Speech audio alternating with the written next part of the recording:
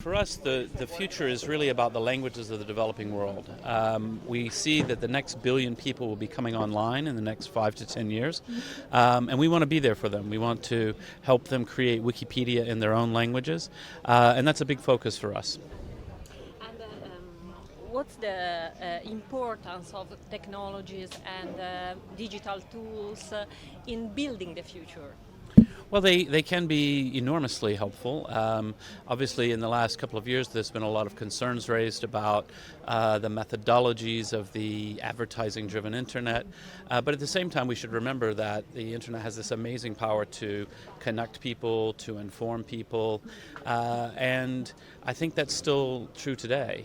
The ability for people who previously had no access to information whatsoever, they now have the entire world in their pocket.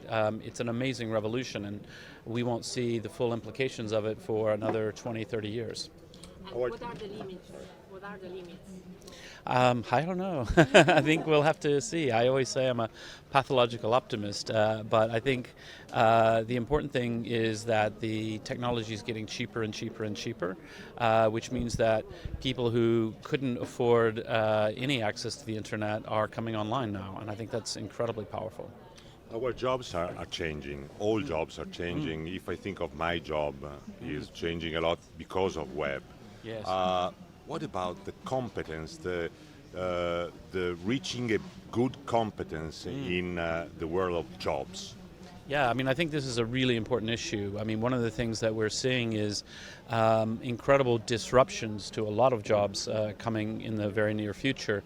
And I think that governments are a little bit asleep at the wheel. They need to really be funding training programs, transitional programs for people whose jobs are going away. We no longer live in an era when someone can think, oh, well, I'm a truck driver and I'm going to do this job for 40 years and it'll always be the same because maybe in another 15 years we might not have truck drivers. The trucks will drive themselves. So what would you advise to governments?